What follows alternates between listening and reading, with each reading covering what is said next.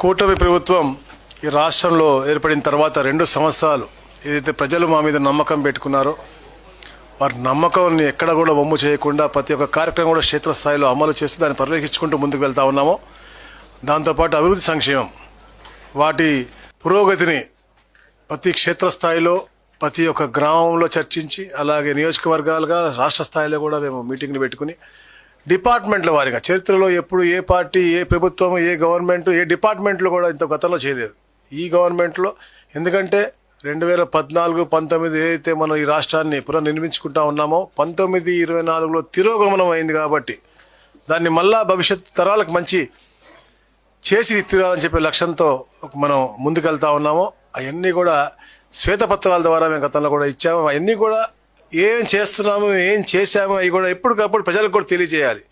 పత్రికా సోదర సోదరిమణుల ద్వారా కూడా ఇప్పుడు డిబేట్ చేసుకుంటూ ఉంటేనే ఒక మంచి పరిపాలన ఇవ్వగలం. ఈ 2 సంవత్సరాల సుపరిపాలన ఏదైతే మంచి ప్రభుత్వం చేశామో ఆ కార్యక్రమాలన్నీ కూడా మీ అందరితో చెప్పడం కోసం ముఖ్యంగా ఎందుకంటే రెవెన్యూ ల్యాండ్స్ డిపార్ట్మెంట్ వచ్చేటప్పటికి చాలా ప్రాబ్లం అంటే చాలా ఇష్యూస్ ఉన్నటువంటి డిపార్ట్మెంట్. అలాగే భూమి అనేది ఎవరికైతే హక్కు ఉందో వాళ్ళందరికీ కూడా భవిష్యత్తుకి భరోసా ఇచ్చేటువంటి ఒక ఎమోషనల్ ఇష్యూ, అది వెరీ డెలికేట్ ఇష్యూ.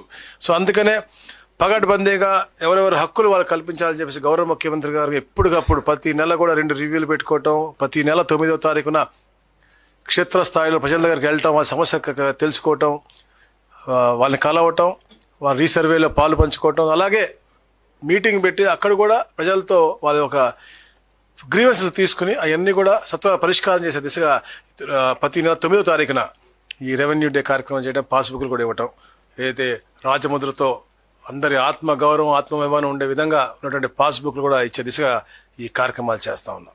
మీ అందరికీ తెలుసు ఎలక్షన్ ముందు మేము చెప్పాం ఏదైతే ల్యాండ్ టైటిలింగ్ యాక్ట్ అనేది భూతం ఉందో అది రద్దు చేస్తామని చెప్పాం. జూన్ 12వ తారీఖు 2024న గౌరవ ముఖ్యమంత్రిగా తొలి సంతకం దాని పెట్టడం జరిగింది.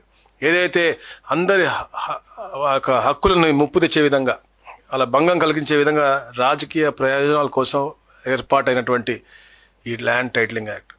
ఎందుకంటే జ్యుడిషియల్ ఇంటర్వెనెన్స్ కూడా లేకుండా తగ్గించేసి వాళ్ళది కూడా ఒక టీఆర్ఓని పెట్టో లేకపోతే సివిల్ కోర్టుకు వెళ్లకుండా ఉండే విధంగా ఓన్లీ హైకోర్టు వెళ్ళే విధంగా కొన్ని ప్రణాళికాబద్ధంగా వాళ్ళ అనువాయులు బాగుపడే విధంగా ఆ ల్యాండ్ టైటిలింగ్ యాక్ట్ ఉంది కాబట్టి మేము రద్దు చేశాం.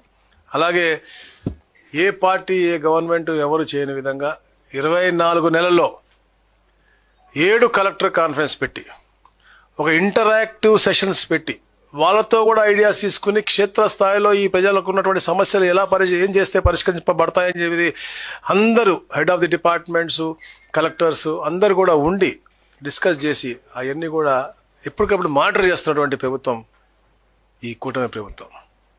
గౌరవ ముఖ్యమంత్రి చంద్రబాబు నాయుడు గారు, ఉప ముఖ్యమంత్రి పవన్ కళ్యాణ్ గారు ఎప్పటికప్పుడు ఇవన్నీ కూడా పర్యవేక్షించుకుంటూ ఇప్పుడు మన తరుణంలో ప్రతి వారం కూడా ఒక రోజున every month 4 visits to 1 village అని పెట్టేసి ఒక అద్భుతమైన కార్యక్రమం చేసుకుంటూ ఆ విలేజ్లో ఉన్న సమస్యలన్నీ కూడా ఆ టైం పీరియడ్లో ఐడెంటిఫై చేసి వాటిని పరిష్కరించే విధంగా, ఎందుకంటే మాట్లాడుతూ ఉంటే అవి పరిష్కారం ఆటోమేటిక్గా వస్తాయనే లక్ష్యంతో ఇలాంటి కార్యక్రమాలు కూడా చేస్తా ఉన్నారు. It's like an arbitration also, but చేయగలిగినవన్నీ కూడా పాజిటివ్గా చేయాలి. గవర్నమెంట్ పరంగా అయ్యేవి ఏవైతే ఉన్నాయో అన్నీ కూడా తప్పకుండా చేయాలని చెప్పి లక్ష్యంతో ఈ కార్యక్రమం చేస్తూ ఉన్నారు.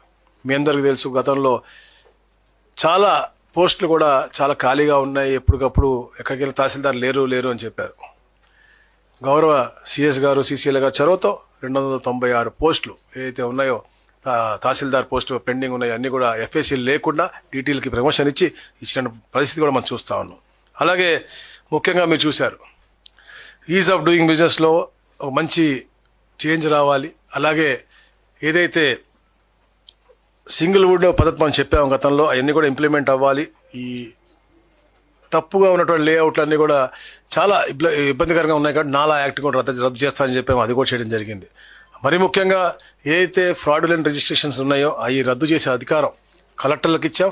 దాంట్లో క్లారిటీ కూడా రాబోయే రోజుల్లో ఇవ్వబోతా ఉన్నాం. ఎందుకంటే కొన్ని ప్రాంతాల్లో ఎప్పుడైతే ఇచ్చారో మేము అప్పటి నుంచి అని చెప్పేసి కొందరు అధికారులు అడ్డు పెడతా అని చెప్పేసి మాకు కంప్లైంట్ కూడా వచ్చింది.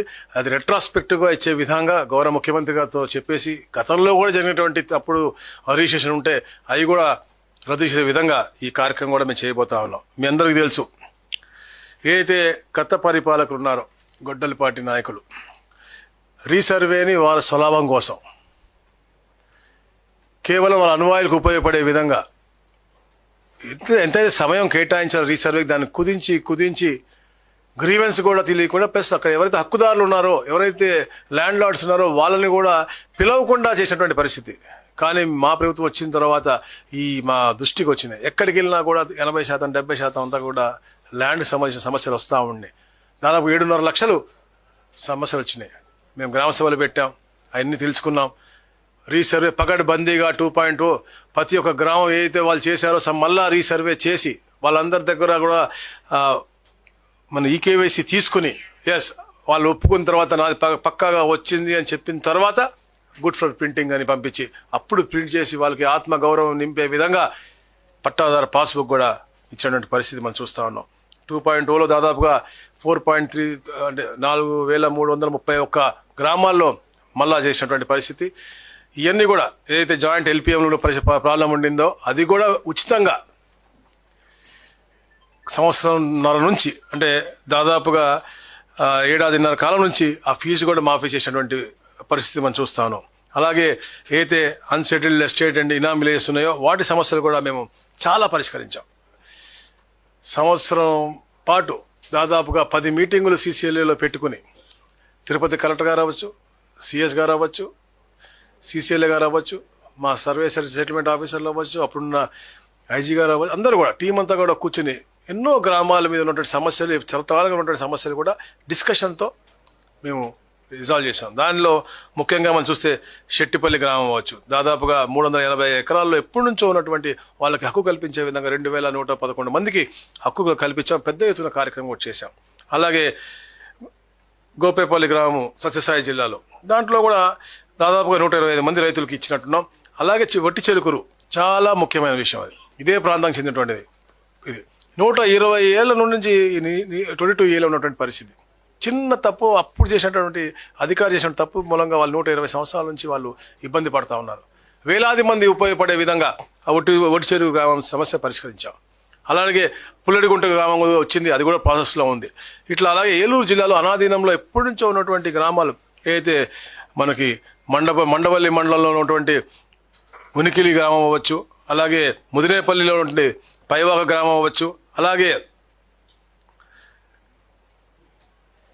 మనకి కలిదిండి మండలంలోని గురువాయిపాలెం అవ్వచ్చు, ఇట్లా అన్ని గ్రామాల్లో ఉన్నటువంటి సమస్యలన్నీ కూడా పరిష్కరించి ఈరోజు గర్వంగా చెప్పగలుగుతున్నాం. అంటే ఇవన్నీ కూడా మీరు కూడా తెలుసుకుని ఇలాంటి సమస్యలు ఇంకా ఎక్కడైనా ఉంటే కూడా తప్పకుండా తెలియజేయండి. ఈ ప్రభుత్వం ఎప్పుడు కూడా లార్జర్ ఇంట్రెస్ట్లో రైతుకు మంచి జరిగే విధంగా ఉండి గవర్నమెంట్ చేయగలిగితే తప్పకుండా చేస్తుందనే లక్ష్యంతో పోతా ఉంది. గౌరవ ముఖ్యమంత్రి ఎప్పుడప్పుడు చెప్తా ఉన్నారు ఈ సమస్యలు ఇప్పుడు లాంగ్ లాస్టింగ్ సమస్యలన్నీ కూడా రెవెన్యూ ల్యాండ్స్ డిపార్ట్మెంట్లో ఉన్నాయి కాబట్టి ఈ డిపార్ట్మెంట్ మనం ప్రక్షాళన చేసుకుంటూ ఎప్పటికప్పుడు ఒక మంచి పరిపాలన ఇవ్వాలని చెప్పి లక్ష్యంతో చెప్పారు. అవన్నీ కూడా ఈ 2 సంవత్సరాలు మేము చేశాం.